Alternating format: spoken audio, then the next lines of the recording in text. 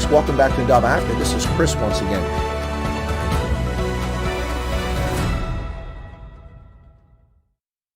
Hey folks, welcome back to Chris White Africa. This is Chris coming to you live from central Pennsylvania. And today I'm excited about a lot of my guests, but I'm really excited about this one because this is somebody I've known for more than a couple days. My guest today is Lisa Jamu, who is the executive director of Stepping Stones International. We first met back in 2008 in Botswana. When I first assigned to Botswana, she lived there and she did some amazing stuff. And one of the very first things I ever did when I got to Botswana was the first week there is I went to a grand opening, a ribbon cutting ceremony at this facility in this little place called Machudi. I was like, where the heck is that at? So we went out there and we cut this ribbon, and it was really cool for me because it was a great event. But I also got to meet President Festus Mogae, who just recently left office, and he was out there to give a speech. And so I got to give a speech on the same platform that President Mogae did. That was really exciting. And that was all possible because of this lady right here, who was the architect, the grand vision behind what's happening with Stepping Stones and what we did there. So with no further ado, allow me to introduce, please, Lisa Jamu from Stepping Stones International. Lisa, how's it going today? Great, and thank you so much after all this time for having me back on your show for the first time, actually in a different venue. I still remember that day very well that you described. It was an amazing day. That was one of the highlights of my time in Africa. And it was what was really cool about it for me. And I'm letting a little bit inside baseball out here, Lisa, is that that was the best. That was the best kind of event for a military guy because I didn't do anything. All I did was show up and give a speech. I mean, I didn't put the work into getting the funding for your program, putting it all in place. My predecessors did all the hard work, and I got the credit for it. But now, to be fair, you got to sit in the front row. I got to sit in the front row, yeah. But to be fair, I did a lot of work on other projects that didn't come to fruition until after I left, and so other people got the glory for that. It's just the nature of the business. But hey, could you help our audience out? Now, we're going to talk about a film you guys, I understand you produced or built, not built, but produced, and we'll talk about that shortly. I have the trailer for it, which I've already put up to promote earlier, but I'll play it I'll play it at some point during the stream. But can you tell us a little bit about what the heck is Stepping Stones International? I've explained it, but I've probably not done a very good job. Yeah, no, there's a lot more, Chris, than the 2008 time. And I really appreciate, because this is our 15-year anniversary, by the way. So we've really come a long, long way from starting with, we're a non-governmental organization, and we started with 7 children in a classroom. And then we went to a very small house that was given to us by the government and did some activities there. And then we went to our site that you're talking about in Mochudi, where we've actually built on that other buildings too. But it's not about the buildings, it's about the children. And so we work with orphaned and vulnerable children, ages 12 to 18, and then we have a leadership program for 18 to 25-year-olds. And basically, it is a comprehensive program. We focus on kind of 4 core service areas: child and youth empowerment. We build capacity of the service providers who are providing them services. We work on family nurturing, and then advocacy for child protection, so that we're not just focusing on the child, but the child's environment. And that is our comprehensive program. And so in that way, we have a center-based program, which is the Mochudi Center. And then we also now work in, since you've been here, we now work in 9 districts and more than 23 schools. And we have gone from a staff of 7 to 180. So 180. Yeah, we've grown quite a bit. Should I send my CV? Well, if you want a managerial position, yeah, go ahead. It's challenging, and even having said that, we do with what we have, and we're reaching more than 7,000 orphan and vulnerable children and their families. So you multiply that by about 5 or 6 in a family, and that's who our reach are. And then we're also working a lot in literacy. So we work closely with the government. We work in literacy. And for example, we've trained 420 teachers in a literacy program, and we work with the University of Utah Reading Clinic. So we combined America and the Botswana context, and we've put a package together for them to do that. And because literacy is a definite problem in Botswana, as far as the children are reading, we've just done a randomized control study, and the children are reading 2 to 3 grade levels below where they should be reading. And so, to try to get them, and they have to pass a test, it's rough. And so we really are working on that. And then another way we work with the government is we're working with the Ministry of Justice right now. We've just started some research with them because we are working with them to help develop a model based on the regional models of child-friendly courts and child-friendly justice in general. It's working with the police, it's working with the government itself, and also working with kind of the court system. So that's kind of our advocacy level that we're working on right there.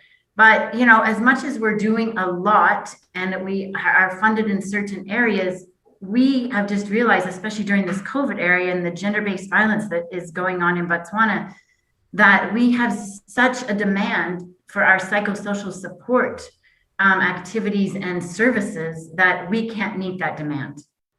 And so we are actually looking for funding, looking for improvement in expanding our psychosocial support, because we're getting calls and requests for that throughout the whole entire country.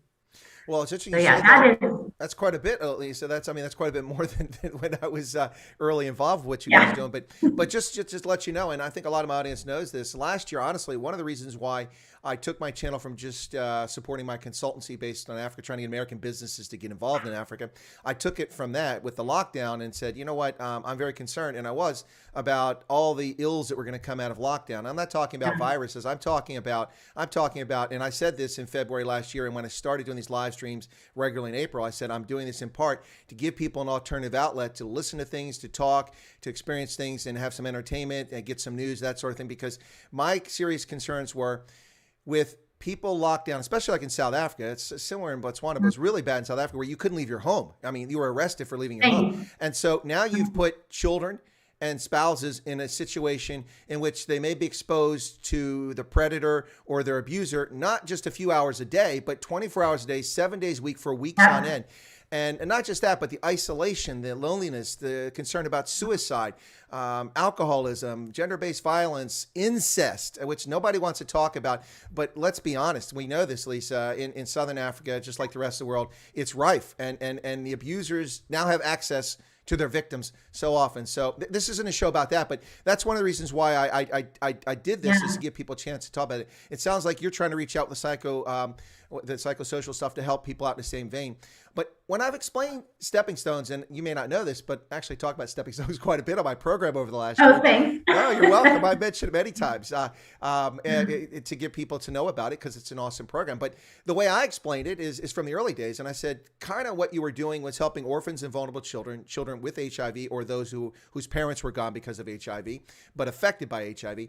And you had kind of a latchkey program. This is to keep kids from becoming engaged in things they shouldn't be involved in, or being influenced by outside things.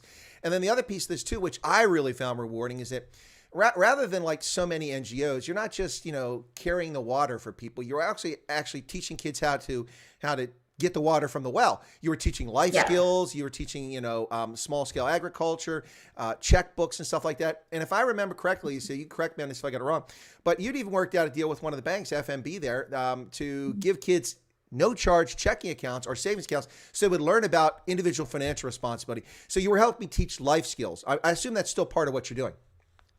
Yeah, it's a key part of it. And I mean, there's just so much that I actually forgot to mention it, but it was, you've got a good memory, by the way, Chris. Your retirement's doing you well. I'm not retired. I'm not retired. Everybody says I'm retired. I work 7 days a week, 12 to 16 hours a day. Okay. I just don't get paid for it. Career. But no, we worked with Barclays Bank at the time, and it's true that we did set up, but what we've done, and we are still doing that, and it is one of our key pillars under youth empowerment, it is economic mobility. Mm-hmm. So we now have even grown that program quite a bit, and we're using a program called, everything we do is evidence-based, by the way, and so we use evidence-based programming. So we're using a program called AFLA-Teen, and that kind of helps them with their financial literacy and the life skills of just what you said. We still are taking the kids to the bank and showing them how to open a bank account and do those kind of things. And we really, it's a very much child and youth centered. We don't just give them a program, but they are involved in every part of the program. I'll give you an example. We have a youth member on our board who used to be a former participant. When we do our interviews with our staff, we have our children interview potential staff members. I'm telling you, they are smarter sometimes than the adults interviewing. So it's very much them kind of in charge of saying, this is what we want. And they, we show them the programs, or they'll say, no, we want this, we don't want that. And then we involve them in the programs, and then they monitor themselves in the programs. How am I doing in the reading? How am I doing in my savings? And so we have savings group, which is, we're still doing that. And now we've taken that to schools also. So it is, and that's what I'm saying. It's the education, it's the life skills, it's the counseling support that we're giving to make that person really build their self-esteem and to be able to be productive and self-sufficient in the end. And, the home environments are not always easy for them. So we do have the parenting program, and that we're working at a national level on the parenting program too. And we've had so many parents come back, because one of the homework of the parents is to go home and tell your child you love them. And some of the parents haven't done that. And so one of the kids, funny enough, one of the children was like, Mom, are you dying? Because she's like, well, you haven't said this to me, so what's happening. And I think that they just realized, wow, we need to show more of that affection and love to our children, and it really came out strong. So that's kind of the parenting program that we have, and that's kind of how the film got involved too, is to help parents support. Parenting is not easy. So how do I support? What is the discipline? And culture plays a big role in it. In the culture in Botswana is that, your child is to be seen and not heard. And so children's rights is almost kind of scary for parents. And so we're really trying to change that mentality that, they can be heard, and let's value their opinions. And really we're big on cutting out any kind of corporal punishment. Whether it's in schools, in families, and having different ways of disciplining children other than just beating them. So we're working on that too.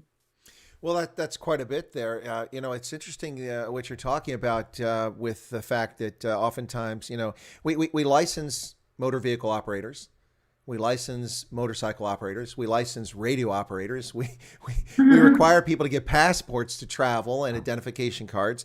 But all it takes to become a parent is a brief liaison. That's all it takes. And it's a lifelong responsibility. And that seems lost on much of the world's population. It sounds like you're putting some effort into helping people understand that they've got a responsibility as a parent to take care of their progeny.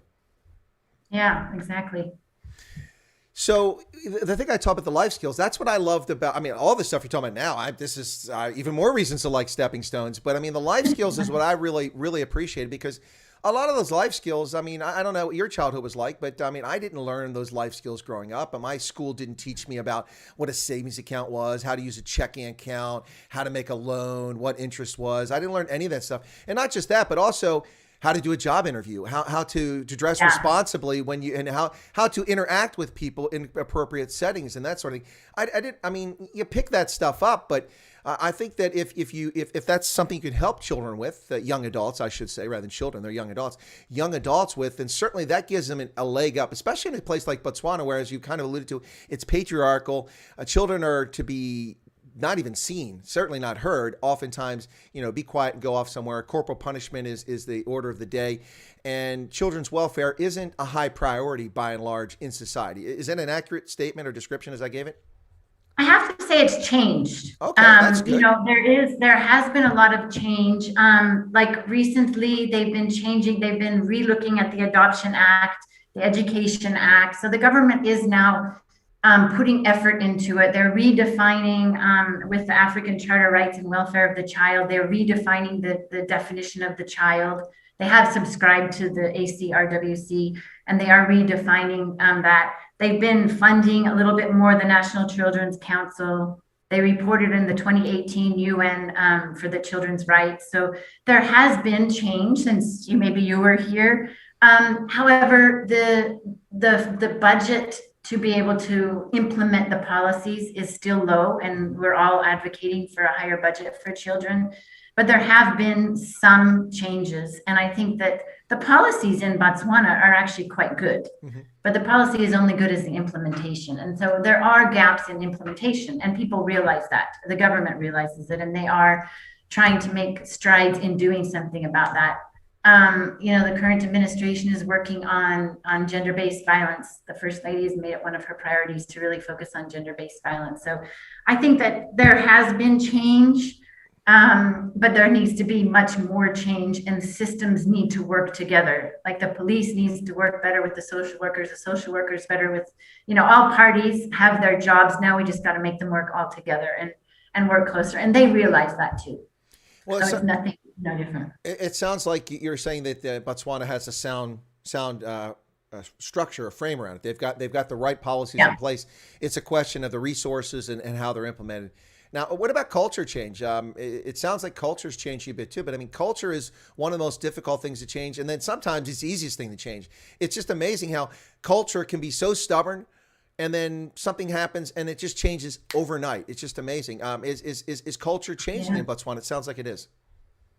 I think it's being forced to in some ways. And we're also, we have another program, and it's a community program with grandmothers.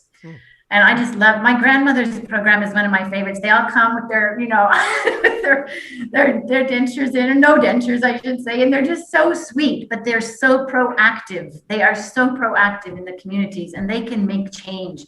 So we train them a lot on how to identify gender-based violence, how to identify child abuse in the families, and then they report. And so they are like our boots on the ground, if you might say. And really, they have made a lot of changes in Katlan district.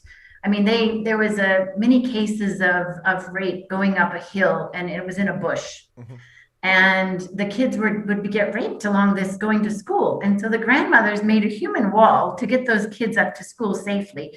Then they marched into the police and they said, we need to do something about this. Cut the bushes or do something. And they took action. That's just a small example, but it was a big example of how they can make change. So we are also training grandmothers and parents on social media, which is a big cultural change.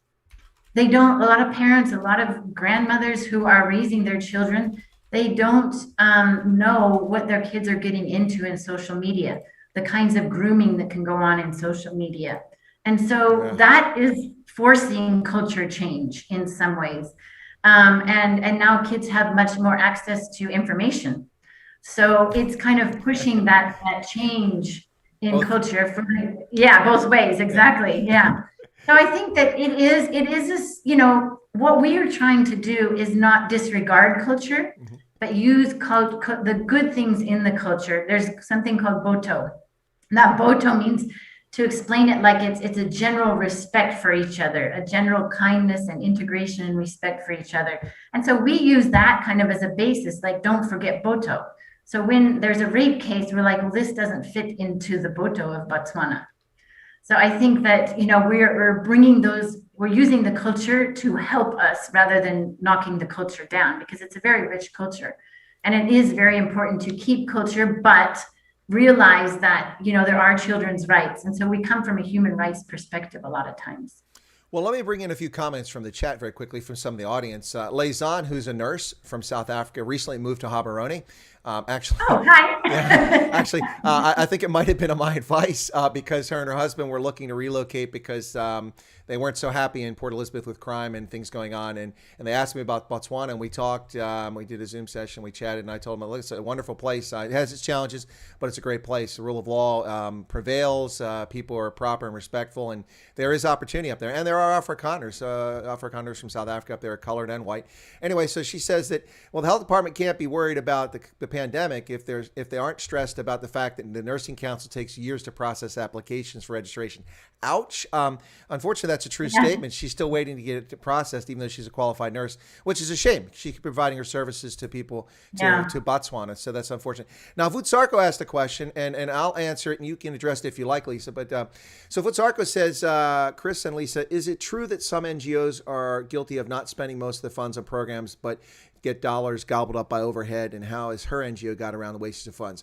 Well, it is true, and let me explain something there very quickly. If you're a federal employee here in the U.S., you work as a civilian or military member, we have something called the Combined Federal Campaign, CFC, and no one can approach, charities can't approach federal employees. It's illegal, but they can go through this thing, and the government manages. And the CFC, what it does is it lists all of these charitable contributions, non-government organizations, whether you want to save the lions or give to Stepping Stones if they're registered, or help the U.S. Olympic Committee, things like that. You can do all kinds of things, the Cancer Society. And what they do is they give a description. You can look it up, or they give you a booklet every year. You can look for all these charities you want to give to, and it tells you the ratio of expenses that go to overhead and what's actually spent on the programs. It's a brilliant way to do things. And there is truth to the fact that there are NGOs, and even honest ones, that have to spend a lot of money on overhead because of the way that the NGO is structured or what it does. So it isn't always necessarily a good sign. If you, let's say, we'll pick Charity A. Charity A spends 60% of their money on beneficiaries and 40% overhead. Well, that might be bad. It might be good. It's not a good statistic to go with because maybe they have to buy a bunch of vehicles to accomplish what they're doing, and there's a lot of capital cost. Now, some organizations are thin and flat. It just takes people and human capital, so they can spend 80% or more. So it's not always the best metric, but generally speaking, if a charity or NGO spends most of the revenue it receives on its beneficiaries, that's a good sign. So not to put Lisa on the spot, but are you able Put me to on the spot. Okay, I'm gonna put Lisa on the spot. How much of your budget goes to the beneficiaries? But I'm okay with this one. I feel very strongly about it. No, I mean, what we do is every year we have our audits and we look at our indirect rate. So our indirect rate is 10%. So that means that 90% goes to the work that we do with the beneficiaries. Now, it's when you define it, I have to employ people because we are a service or organization. So you can't define my counselor as an overhead. It's not, that person is not an overhead. That is a direct service that we're providing to the children. So it also depends on how you do that. But the reason we've been able to keep our funders, for example, we've had the Facet Foundation. This is the 12th year that they're funding us. Wow. And it's because of our judicial fiduciary responsibilities that we have and that we show to them. The only reason that we were able to get some USAID funding is because we went through due diligence ad nauseum to be able to get any of that funding. And so it's, one of the things is I'm not in this for the money for sure. And I don't think the organization is, but that we get, and we are very open about our audits. We're very open about people coming in, any of our donors, even the EU, we have to do an evaluation after every project that we have. So, and we get regular audits. So I think that, for us, I know that we're clean. But having said that, there are NGOs that are not. Yep. And that are in it for the wrong reason. Yep. And I mean, I know some, but I think if you are an individual donor or if you are a foundation donor, it is your responsibility to find out what the record is of that NGO and trust that they're obviously showing results. The other thing is you want to look at the results. Do they have impact? Have they had long-term impact? I mean, the fact that we've been going for 15 years and we've had a lot of impact shows that, okay, well, on the surface, at least we look really good because we are having results. So there must be something to us, right? And then you have to look into, do they have audits? Are they registered? So that's the kind of thing that you have to do. But yes, there are NGOs that definitely are, or their overheads are too high. Yeah, no, absolutely, and you make a good point there. You've got something to point to, and I like what you said. When I give money to organizations, I like to consider that I've got a role in due diligence who I'm giving my money to. I don't just hand out money, sort of thing. So, for instance, for years I gave money to sickle cell anemia because I was familiar with the debilitating effects of it, and it was something, although it has no impact on my life directly or anybody in my family, it's certainly something that I was concerned about. But I looked into it, and a good organization, they put great effort in what they're doing. So I think it's a two-way street. I agree with you that. Now, Leizan had another comment. She said, because she's in Botswana now, I think she was surprised. She said, the Afrikaner people here are breeding like crazy. All the families in our church have 3+ kids. I think they're trying to rebuild the Afrikaner nation. That's entertaining to say the least. Yes, because we're all locked in. Well, there's that too. Although birth rates are down in the U.S. For the pandemic. I was surprised to see that. I would like to see what the birth rates are here. I think that they've gone up because I know that we've got a lot of young people who are pregnant after, just because of what you were saying about the gender-based violence in the families during the lockdown. And it was a strict lockdown. Yeah, that too. I hadn't even considered that.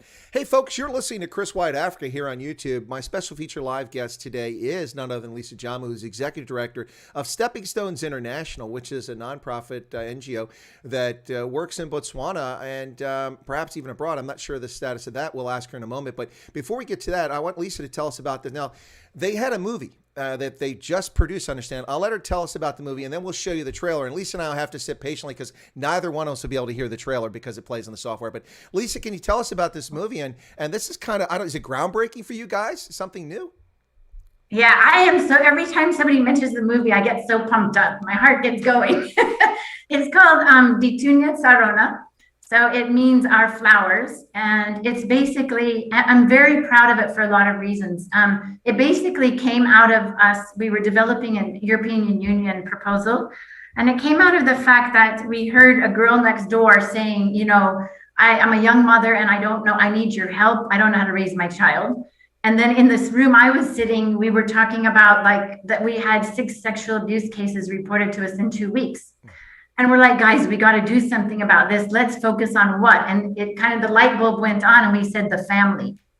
And so that's when we said, okay, we've got to get really what is happening on the ground in the family. So we went out, we did research with families, we talked to experts, you know, how does the brain of a child change depending on the abuse of a child, what's happening in the families. And we just talked to experts and people on the ground. We talked to children. And we came up with what are the different scenarios of family for this film. So it's a docudrama, which has actually never been done in Botswana before. There's documentaries and there's drama, but we mix the drama with and we infiltrate some experts in between of what does this really do? And kind of telling parents, you know, think about what you're doing. And it's pretty strong as far as the different scenarios. We've got a single parent, we've got a kind of a loving couple, but one is living somewhere else. We've got somebody who is definitely in a gender-based violence relationship, pregnancy, and kind of what goes on. I don't want to spoil it all because I want you guys to watch it, all these viewers. But and we are going to send it out. We want to send it out, but. So I'm proud about the fact that it's new, it's unique, and we want to get it out. Again, we're short on the funding to get it out. So we've got and we do have a dissemination plan that we want to get it into every corner of Botswana through schools, through workplaces, through kotlas, which are traditional meetings. And then some members, we do also want to get it out to Africa and be able to have subtitles in the correct, because it is an issue that kind of goes throughout other countries also. So, and we've actually set up a GoFundMe page for that. But the other thing I'm very happy about is that we really used Botswana through everything. It is a Botswana film. And I'm really proud. There were 8 people in the crew for this, like the photography part. There were 14 people in the crew and production. Only one was not in Botswana. The cast, there were 23 people, extras 34, champions and kind of export 6. And like the day that we launched it on the Day of the African Child, we had 7,000 people watching it. So we were very happy about that. And then, you know, it was live streaming on Facebook. We've taken it down right now, but we will be putting it back up. And I'll let you know when we do, Chris, because we need to make sure that we have it to the highest quality. And it will be on Botswana television. And they've taken it on themselves. Like they're going to flight it for free because they realize how important it is. So I don't know if you can tell my passion about this, but well, I'm very passionate about this. Well, in the interest of full disclosure, it was, I think, about this time, maybe a little bit later last year, when I first reached out to you and said, hey, would you be interested to come to my program? And then like ships in the night, you were busy, I was busy, this went this way, this went this way. And then you mentioned this, you sent me this email about the film. I said, hey, because we were supposed to have you on a couple months ago, which it's just as good you did because my channel got censored. So you were coming back to the States and I'm like, okay, let's make sure you had a good connection, all that. And then we missed each other again. And then you sent this email out, I'm on your mailing list, and it had the film. I'm like, maybe now she'll want to, maybe I can get her on now. So when I wrote to you, it was like 30 seconds later. There's no way you could even type that fast. Like, yeah, wait, can I come on? I'm happy to come on. You're clearly very excited about this film. So what we're going to do now is well, you can tell people about how they can watch it again. But before we get to that, I did want to say this. So you've talked about international, but have your folks looked at, I mean, of course, you know, for Setswana or Tswana speakers, 1.4, 1.5 million in Botswana, of course. And then there's 2.6 million right across the border there in South Africa. And maybe someone considered going to the kotlas there and talking to like the Royal Bafokeng folks and other groups because they speak the same language, it's the same culture. And that might be a natural extension of where you're going and get a lot more exposure and benefit a lot of people. So that's something to consider. But okay, so you're going, yes, it sounds like you've done that. Thanks for the tip. Yep. Why don't you come back and manage that, Chris? If you could pay my expenses. No salary, but pay my expenses. But no, but seriously, so let's go ahead and we're gonna show the trailer now, and I'll ask Lisa to put. She's already put her mic on mute. She's a pro at this already. She's got it down. I'm gonna put my mic on mute because neither one of us can hear it. We don't want to cough and disturb the trailer. So be patient with us. Watch this trailer. It's very powerful, folks. This is the movie she's talking about from Stepping Stones International. So here we go. All right, here comes the movie or this trailer right now. In 2017, a 10-year-old girl became the youngest.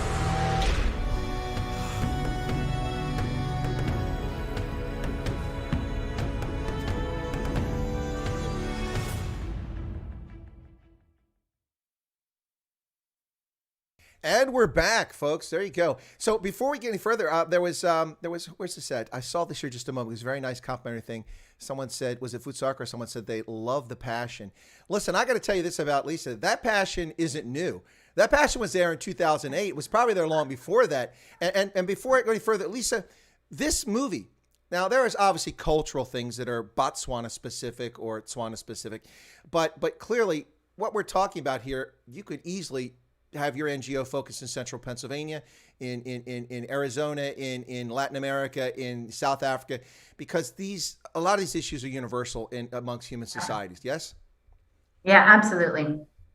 Yeah, I think it's important to point out because we're talking about, positive things, but also some negative things. We don't want people to think it's only the Botswana who are doing these things. It's Homo sapiens that are guilty of the misdeeds and the misbehavior. Exactly. So it's important to point that out. And that's the reason we made it too, Chris, is that we wanted to, I have people, Stepping Stones I think we're looking at trying to expand into Malawi and maybe another couple countries. And so if we get the right partners and if we're needed, we don't just go into a country just to go in, but just, if our services are needed and the leadership program that we have, for example, if that's needed.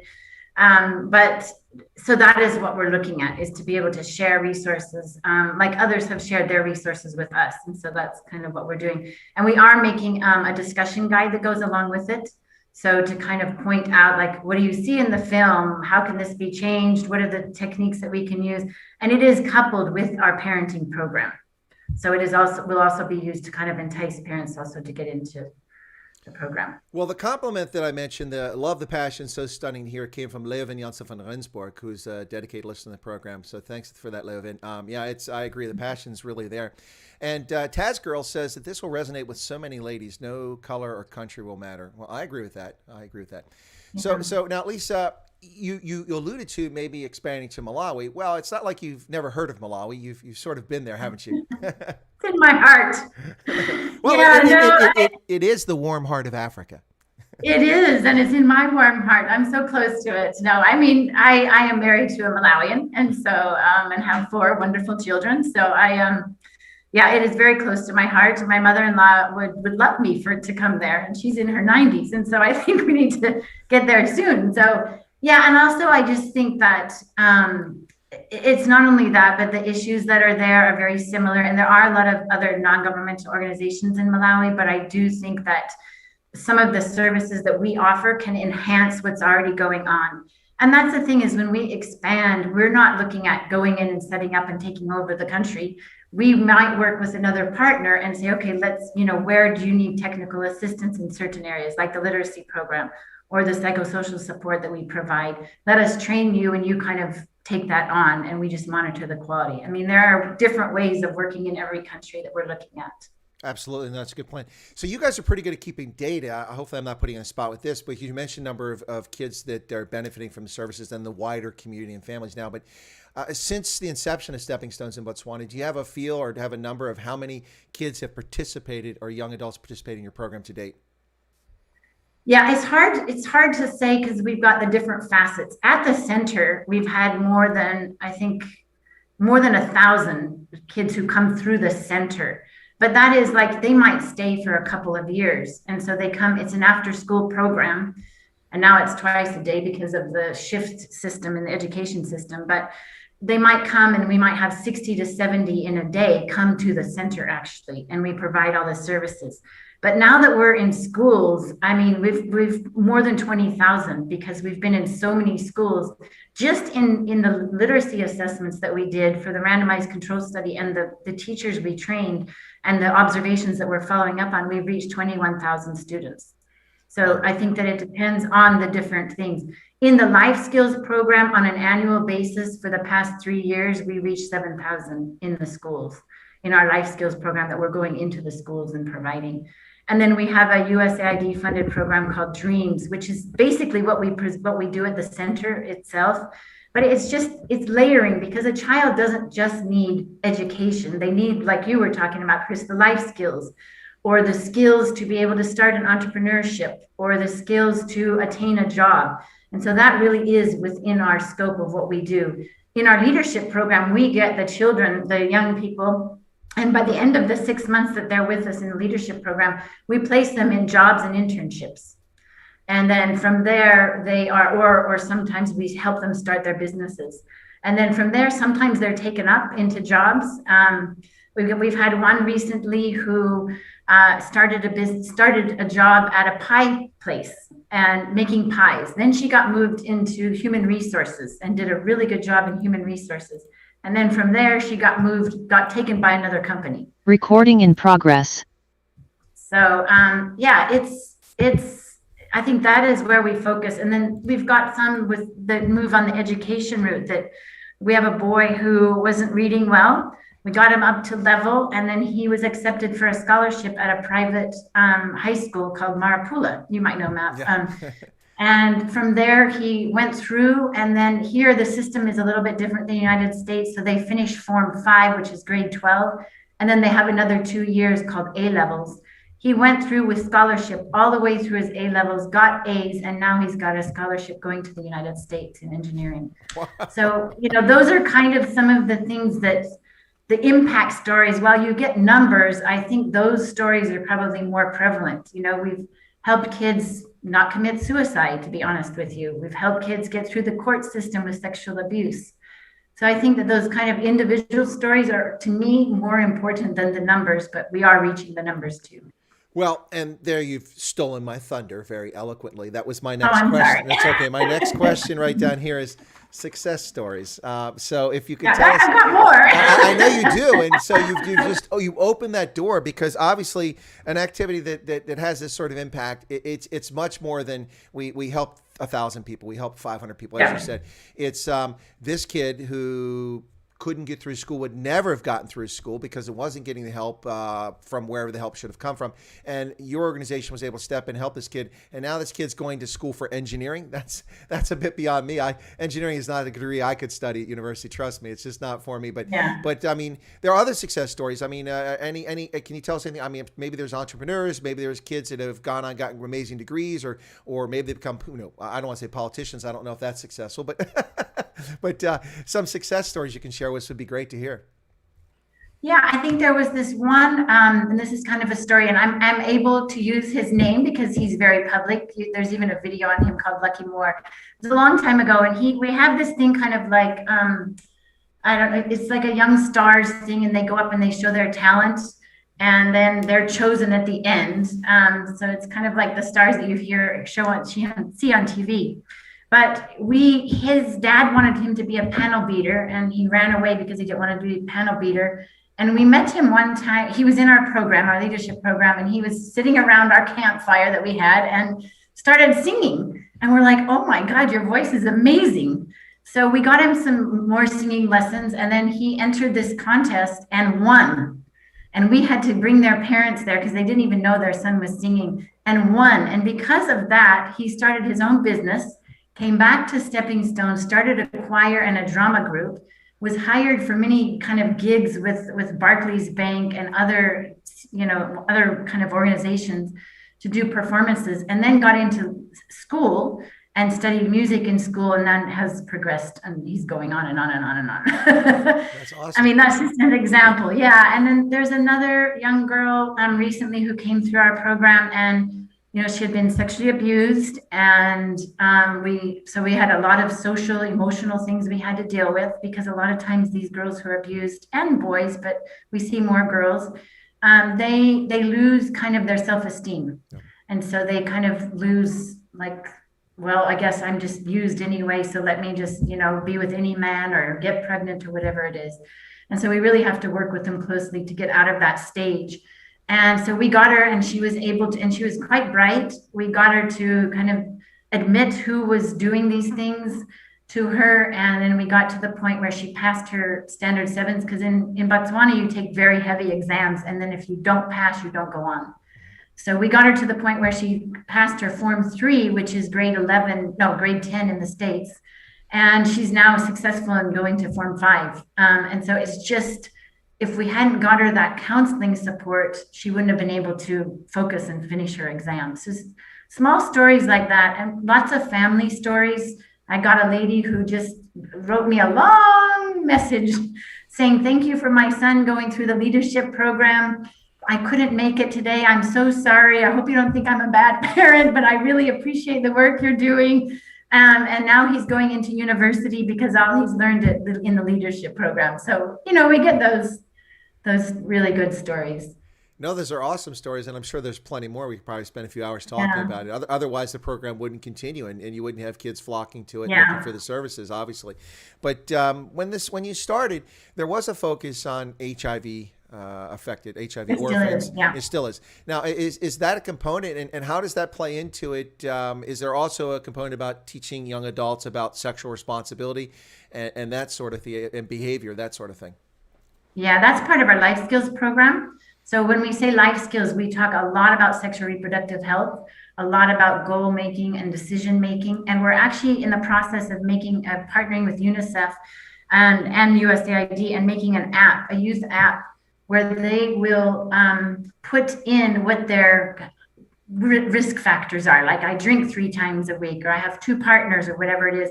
And then they will use that to say, am I confident that I want to change my behavior, and map out how they will change their behavior. And then they'll get kind of flashes of, when you're like, your calories are over in one of the apps, this will be like, your risk is high, or something like that. So we're just in the process of making that and having reminders to them, but also making it fun, having music and fashion and things like that. So we are trying to keep up with the technology of it. But our program very much focuses on HIV. And for those who are HIV positive, we are going house to house.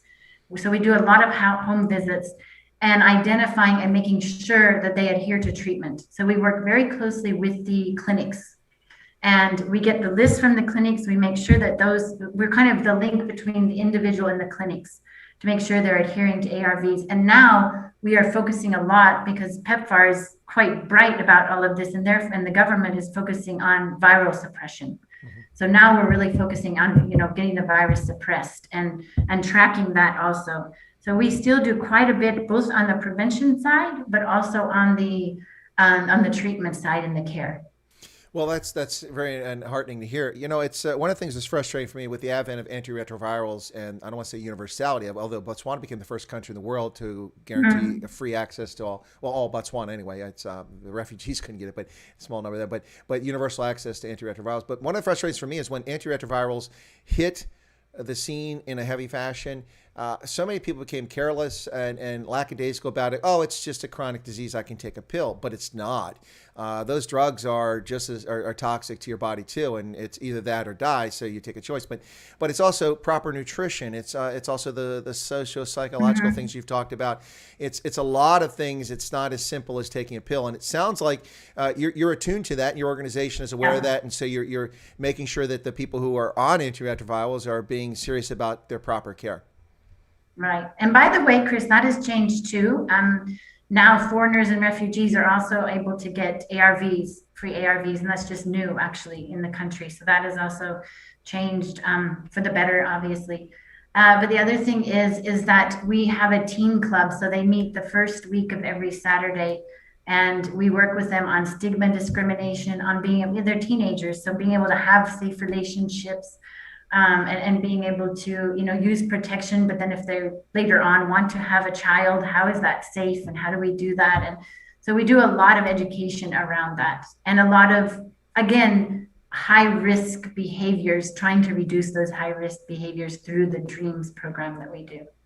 No, it's pretty awesome. A few comments here again from the chat. Let me bring those in. Some nice things. I just saw that Roy Hayes is here in Pennsylvania, if I'm not mistaken. So not near me. He's on the other side of the state. But where's Roy's comment? Roy was asking, he said, well, he's asking how he can help. He'd like to support the organization in some way. How can people help if they want? Is there obviously if you're in Botswana, they probably have banking details you can contribute. But do you have like a GoFundMe or a PayPal or something like that where if people want to contribute to Stepping Stones? Yeah, I mean, our website is www.steppingstonesintl.org. But then I don't mind giving my email out either, and you can just contact me directly. And there's different things. We have a place on Global Giving that you can go to. We have 2 projects, a STEM project there and a COVID project there. We also have the GoFundMe for the film, and to be able to get this film out to everywhere. So if you just contact me, I can, give you all the links. And everybody should be looking at our Facebook because it's so lively. But I'll give you so it's Lisa, Lisa .jamu at ssint.org. Cool. That's cool. So I'm actually going to try to bring up on the screen here very quickly so the audience can see it. The web, that's the wrong one. So that opened up the wrong window. Hang on. My software is doing what it wants to do today. For those who are wondering why we were 5 minutes late, my computer was, or not computer, my software was playing not nice. And so now let's see if we got it back. Okay, there you go. On the screen, you can see right now, this is Stepping Stones. It's their About Us page, and you can see they have an awesome, I love the blue and green for the Stepping Stones and little footprints out there. It's really cool. Also, that has kind of an interesting aspect for Botswana. If you know the old history of Botswana, it makes sense. But let's go back to the homepage so you can see it right here. There's Stepping Stones International. So as she said, www.steppingstonesintl.org. And you can check it out. I'll put the link after the fact here in the stream if I haven't done it already. There you go. 15 years, 3,000 youth served, 500 volunteers a day, 20,000 literacy tests.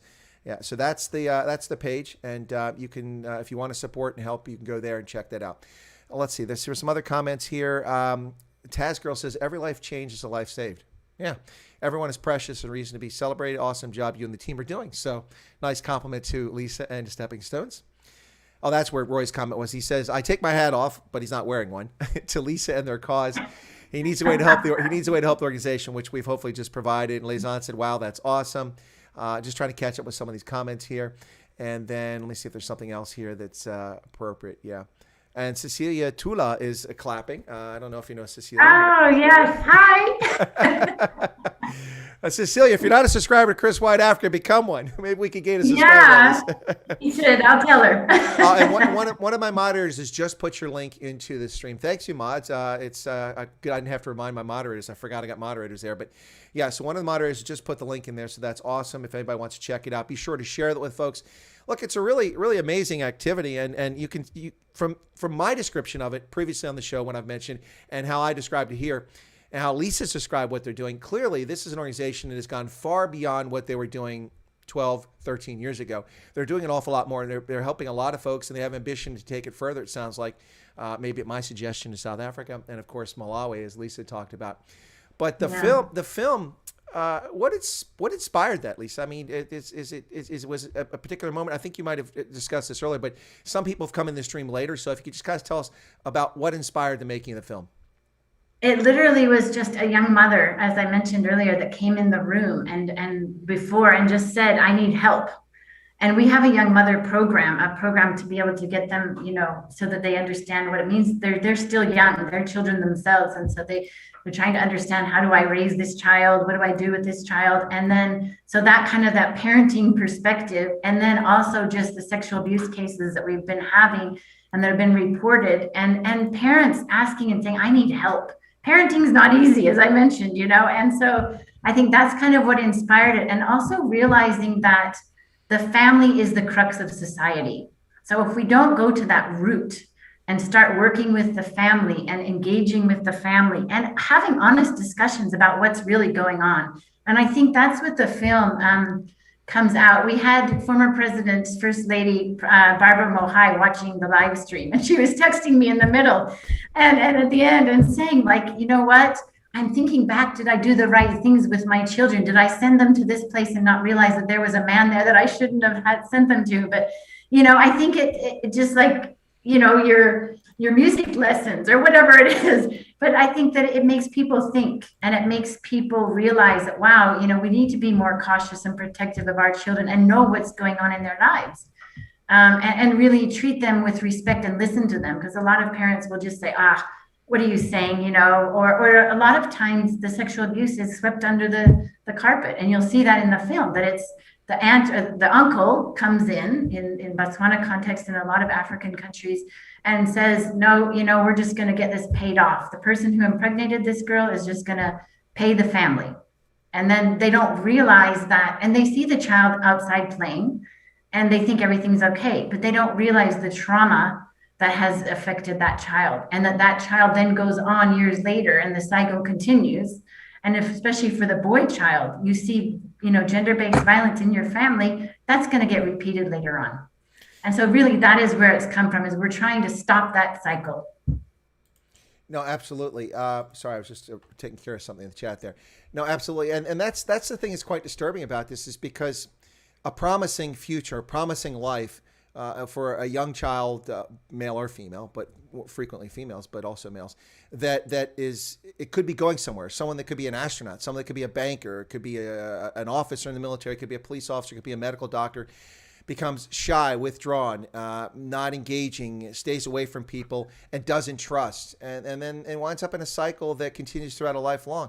And the damage is without any help, even with help, is lifelong. And it's really a scourge that needs to be addressed. And societies the world over refuse to look at these issues seriously, in my view. That's my view. I don't know if you agree or disagree with that, Lisa, but I don't think society takes a hard look at this and sees its role in protecting children in this fashion. Yeah, I mean, we've had, and it's been in the news, so I don't want to put this out there, but it was in the news recently, and we do work in Letlakane, which is one of the districts we're working in quite a bit, and it's a mining town, but it's we just heard in the news that a child, and I'm not sure her age, but she was under the age of 17, was gang raped by 5 men. And I'm not trying to put a damper on all the viewers, so sorry for that, but it's reality. And I think that, to me, that should be an uproar. Like, there should be a whole movement around this to be not acceptable at all. And so I really wish that, we as, and I include myself, as Botswana, could make an uproar over that. Like, that should be out. We should not accept that as okay. And I think there are many incidences like that are happening. And we just kind of, well, again, it happened. Okay, what are we going to do about it, kind of thing. But to me, it should be like a national issue. Well, in neighboring South Africa, the African National Congress, whenever they come under trouble from corruption or something like that, they suddenly discover the issue of gender-based violence until the headlines go away and never do anything about it. It's quite the scourge around the world, but especially in South Africa, it's really bad. But one thing that contributes to this, no doubt, and we haven't touched about this at all, but it is an issue in Botswana, and that's alcohol and alcoholism. Is that something that these young adults, I imagine many of them are exposed to it, maybe even involved in drinking, contributes to both the spread of HIV, teen pregnancies, the sexual abuse? Is that an issue that you have to confront, and how do you deal with that if you do confront it with your young adults? Yeah, I mean, that district that I'm talking about, there's high alcohol abuse. And, you can't go in and just say, okay, stop. And there aren't a lot of programs around alcohol abuse here. And that's another thing that, probably needs to be looked into.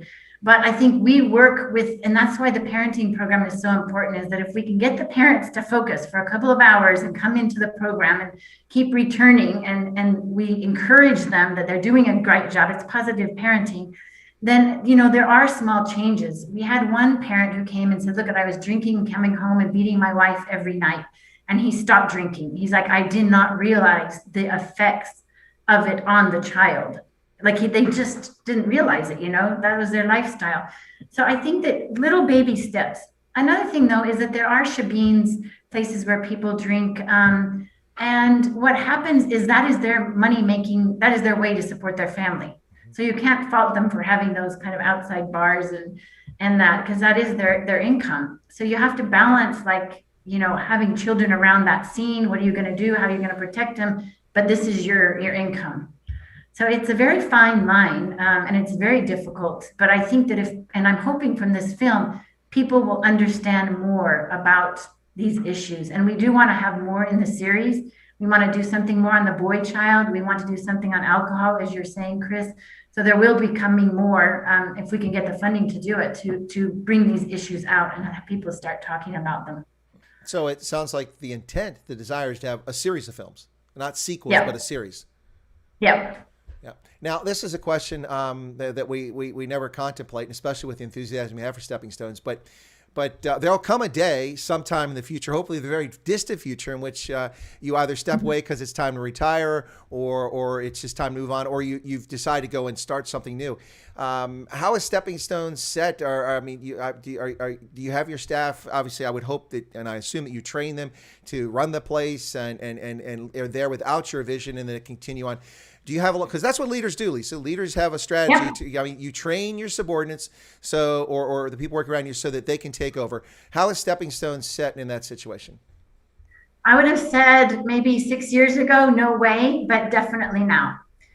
We have great, we've changed the whole organizational structure. We have directors now. I have a finance director, a program director. We are now revamping the organization, which a lot of NGOs don't do. You go after the funding. But now what we are doing is we are revamping again we've done that, but at the same time, we really try to fit it in within the organizational structure and our mission. So now we're revamping right now, and we're kind of really focusing on our big umbrella is going to be psychosocial support. And then we'll have an education support, and we'll have kind of the advocacy support and economic mobility. And we are going to restructure so that everything we do fits under those kind of hubs.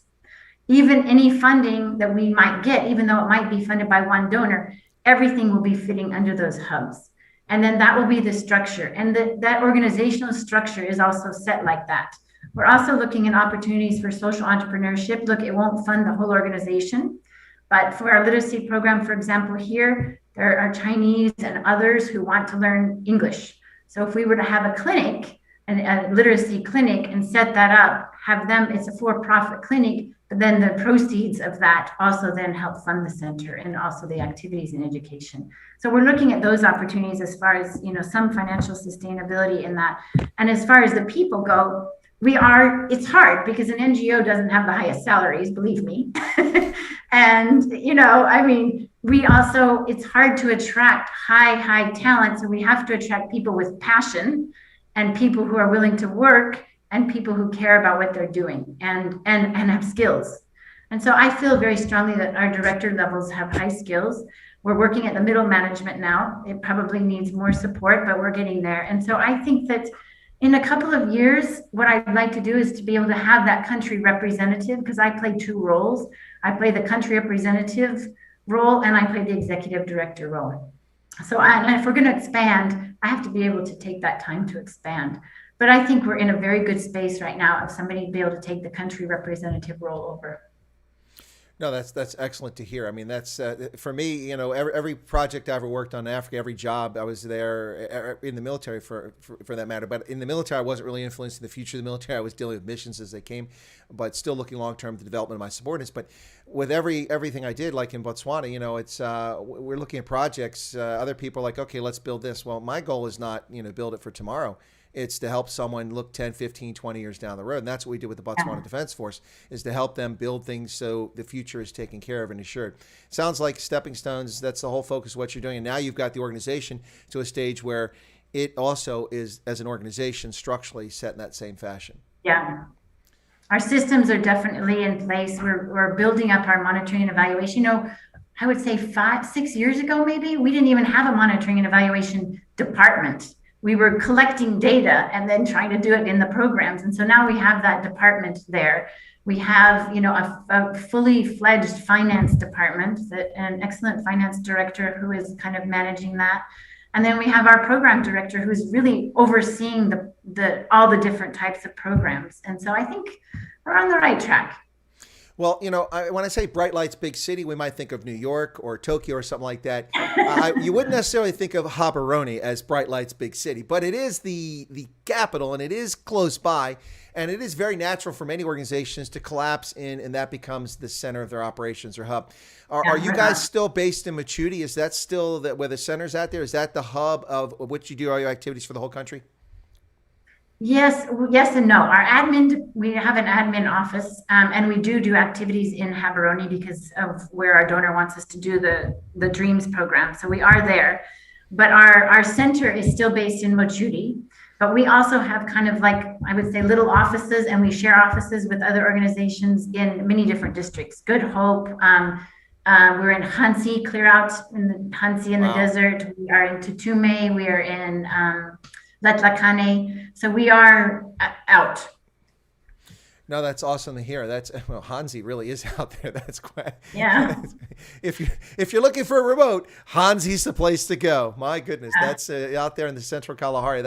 Or on the fringe of the Central Kalahari, quite a ways out. Are you able to? Are your organization able to provide services in places like Maun and Francistown and up north along the Chobe River? Yeah, we're into Tume right now, which is going up there. We also, as the board of directors, we decided that we choose our places too of where other NGOs are and what activities they're doing, because we don't want to replicate and waste the resources. So we have Women Against Rape work a lot in the north part, and so we kind of let them do their job there. There are other organizations, so we kind of demarcate according to who's working where and where the services are needed.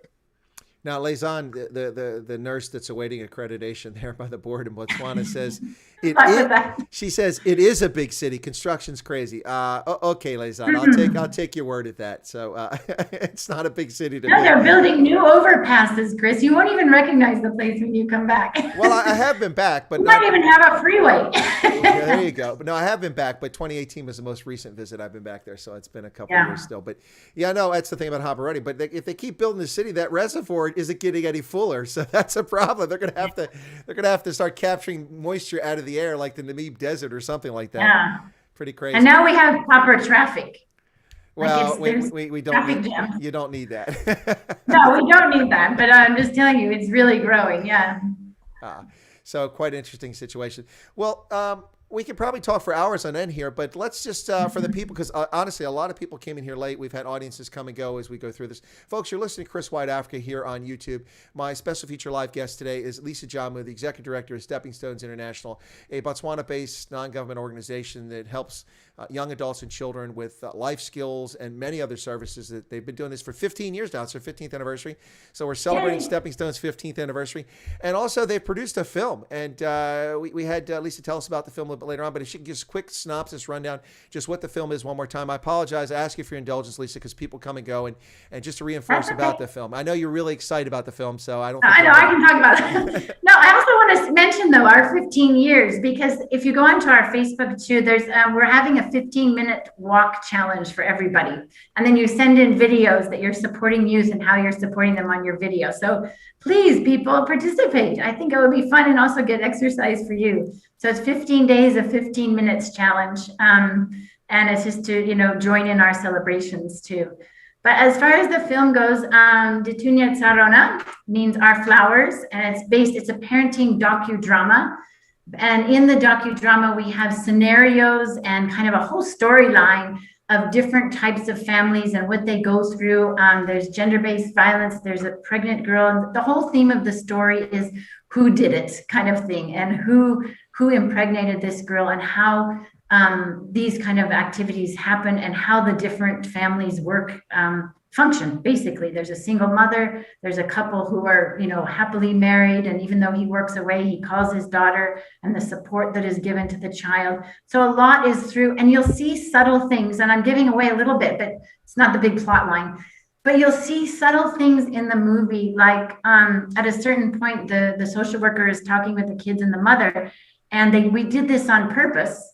Now you're going to all look for it when you see the movie, but is that the mother's on the phone and the kids are talking and they're having a conversation, and the sister to the mother is like, and the social worker, she's like, what happened to the rule of no phones at the table?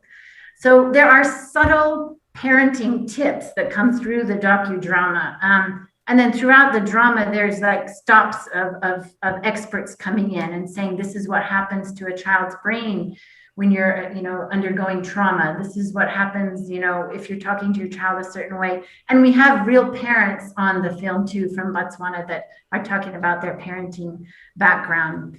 And so, now our focus is to just get it out. So we're cleaning it up a little bit. We found some things that we needed to fix.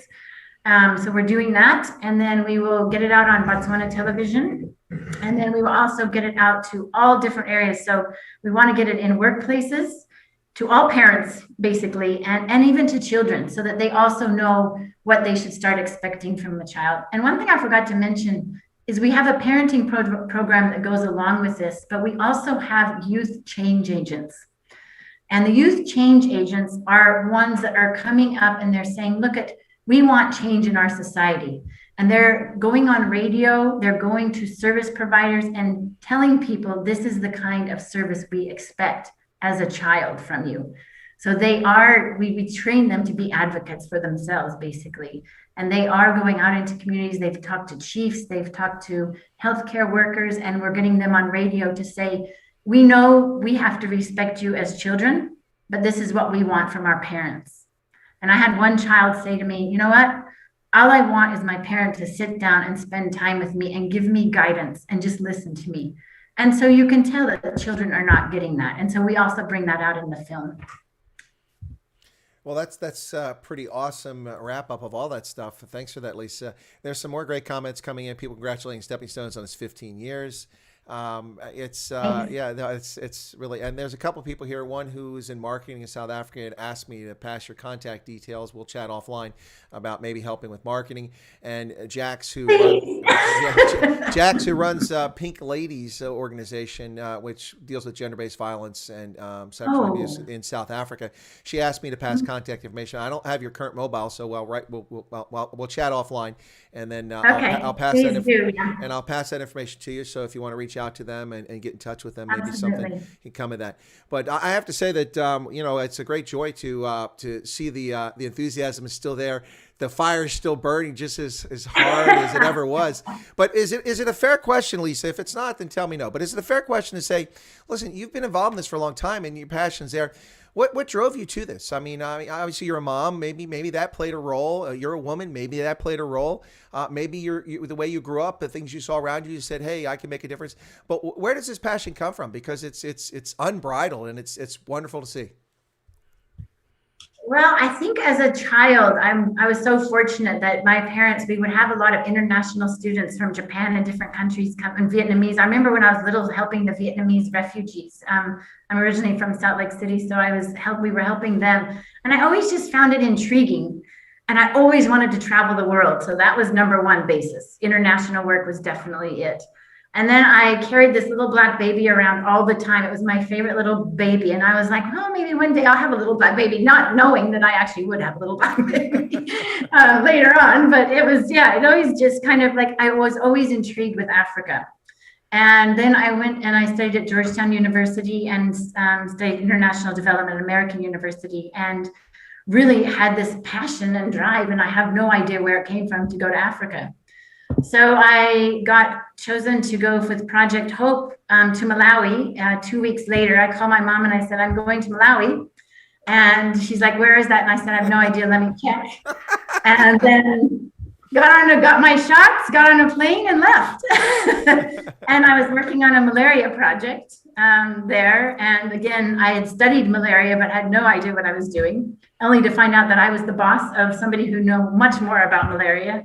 And that same person ended up being my husband. And I was not looking for a husband in Malawi, but it just happened. And now, we've been married 25 years later. So, and then I think, I'm really seeing his family and seeing like a lot of people in his family had left orphans behind and understanding what they needed. And then to be honest, and I'm not trying to be rude to any listener, but I think I love kids more than adults sometimes. And so I just love their spirit, and I love how they're honest and how they talk. And I just feel that they're freer than sometimes we are, and when we become jaded. And so I really wanted to work with young people. People always question me, why don't you work with the younger kids? I said, I love younger kids, but the development of a younger child and the development of a teenager are two different scopes of work. So I really wanted to focus stepping stones on that teenage older years. And I also did my research because I lived in Tanzania for a while, and I did my research when I was there and found that, there weren't a lot of programs at the time when we started for young people. They were more focused on just orphans in general. So they were mixed groups, or they were just, for younger kids, feeding and kind of like orphanages. So I said, this is where we need to focus, is these kids. We often forget that teenage years and those adolescent years. So I started developing it. I used to work for Population Services International, and then my contract here in Botswana ended, and I was like, okay, this is my chance. So I started Stepping Stones, and with a lot of research and a lot of support from my family and a lot of support from my husband, and it has been a roller coaster. Well, it's fascinating. It's fascinating because a lot of things you talk about, like ships in the night. I have one of my 3 master's programs was international development studies.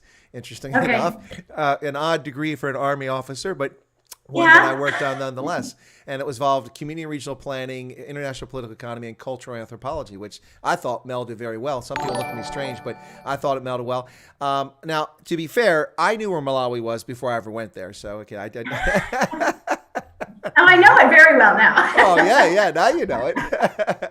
Yeah, that's funny. And there's a few other things you said. There's kind of an overlap there. But now, Leizan has said that she said a couple things, which is your passion is infectious. But before that, she said that they drive like lunatics in Habaroni. So, Leizan, I'm going to make an offer to you here. Machuti is a short distance away from Habaroni. Easy drive. Yes. The traffic can get a little backed up at the main T intersection in town, but just be patient. It'll only take a couple minutes. Why don't you journey on out there? You're a nurse. Walk out there, go in and introduce yourself to Stepping Stones and show them that Afrikaners are nice people too. So get out there and say hello to Stepping Stones. And we actually would love nurses to come out and talk to the kids about hygiene, about nutrition. And we try to do health checks on them once a year. And after COVID, the lockdown, wow, there was high malnutrition amongst our kids. So you are welcome. There you go, Leizan. So you can you get away from the traffic jams in Habaroni, and you can get a nice little journey out to Machuti, which is an interesting little village. I mean, it's still a village. It's nice. So the building that we erected, how's it standing the test of time? It is still there. We've had some problems with termites, but we got that sorted out. And that's Botswana. That's not our building. yeah, I know, but no, it affected the building. It ate some of the door, but anyway, we got that sorted out. And we've had some cracks lately, but if you think about it, it's been 15 years or about 14 years. Yeah. And so we've fixed the cracks. We've done repainting. We've really maintained it well. And that to go back to the overhead cost, that is having your own place sometimes isn't always the best way to go. But I mean, we needed a place to start off. So, because that can be an overhead, a maintenance cost is difficult to cover sometimes. But yeah, no, we're maintaining it. So it is going well. And we're still using the hall. We've made a little library back there. So cool. It's nice. Now, before we wrap, Tony Nagy says you're blessed, Lisa, and then he said that now Tony is he's from South Africa, but his parents were from Hungary. They fled the revolution in '56 and wound up in South Africa. So he grew up there, but he lives in Canada in the tar sands out there. So he's one of those polluters. He live in the tar sands in Alberta. But, but no, Tony says you're blessed, and he says I forgot where Malawi was. I had to check on a map. You see.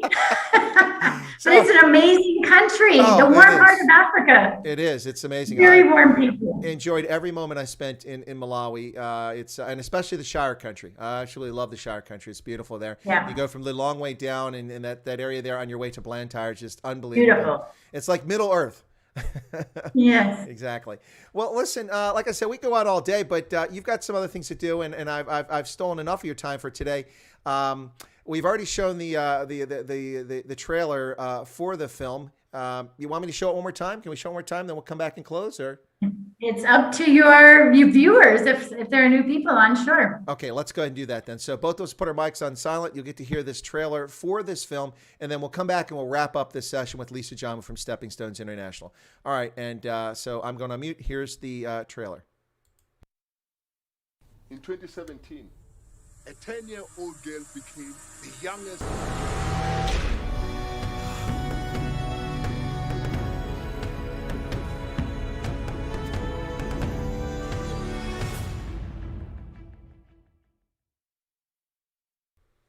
And we're back, ladies and gentlemen. We're going to wrap up here now with Lisa Jamu, Executive Director of Stepping Stones. Cecilia Tula says, great job, Lisa. And so that was kind of her. And then we've got Lezan says, I've been there to Machuti. It's not a bad drive. I'll come around sometime. It's not like I have much to do. Well, you don't have anything to do because they weren't certifying your nursing credentials. So get your bum out there and say hello to Stepping Stones. We need help. Yeah, they do need help, and that's one reason why I'm pushing her that way. But she's also getting harassed by my audience. My moderators are saying that she now has a mission. The colonel gave her a mission to fulfill, and they want her to report back to headquarters after she's been at Stepping Stones. Anyway, well, Lisa, from my side, thank you. Kia ora boa. It's very, very kind of you to spend your time with us today. I appreciate it. You're not in Botswana, neither am I, but we both definitely have Botswana in our hearts, yes? Absolutely. And I really appreciate you still being a fan of Stepping Stones after all these years and always supporting us. So I really appreciate it. And thank you to all your viewers. And please reach out to me. We're always looking for collaborations and ways to partner. Excellent. Well, Lisa, if you want to hang around a minute, I'm going to go in. I'll put you in the waiting room if you hang around. We'll chat after go off, but I've got to close out the stream. It'll just take me about 3 or 4 minutes. Just give me patience. Okay. And with that, Great. folks, Thanks. you're welcome. That's Lisa Jamu from Stepping Stones International there in Botswana. I'm going to put her in the waiting room, and then I'm going to wrap up the stream. Hey, folks, thanks for tuning in. This one was really enjoyable, special. I like these sort of things where we can talk about good news stories. It's always nice to do that because, I do the news every day with Indaba Africa, and there's plenty of news that's not so pleasant we talk about. But this was great news, good story. 15 years. Congratulations to Stepping Stones and to Lisa Jamu and to all her staff and to all the kids and young adults who participate in the program over the years and those who've built a successful life from the things they've learned working with these folks. So congratulations to them. Anyway, folks, thanks for tuning in. I'll be back for Night Owls at 9:35 South Africa, Botswana, Namibia time, 15:35 in the afternoon here on the East Coast of the United States today for Night Owls. And we'll lead with Indaba Africa, the news. Since we didn't do it for the interview today, we'll do it this evening. Thanks a lot. Tomorrow, I'll be on for the news early. I'll be cutting it to just 1 hour because I'll be breaking away to do my new channel, Rugby Ascendant, where I'll be doing live reaction video commentary on the game, the Bulls versus the Pumas, tomorrow at 1 o'clock. Eastern Standard Time, 7 p.m. in South Africa. So that's tomorrow. So, and then we'll have we won't have Night Owls because it'll be too late after that for the game. But anyway, that's what's going on. So thanks a lot, folks. Appreciate your support for the channel. God bless. And I will make sure that we have links in there for Stepping Stones to their Facebook page, to their website. And if you want to contribute to help them anyway. And Lezan, you've got your marching orders.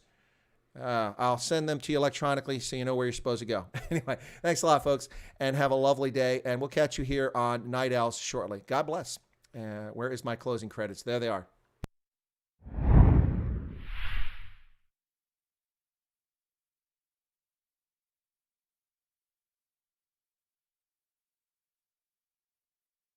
All right, come on. 46 likes. Smash that like button. Let's get it up there. Got to push it to 50. There's still 30 people sitting here watching my caricature of me in that rugby outfit. So you guys can push that up to 50. Push it up to 50. Thanks a lot, folks. God bless. 50.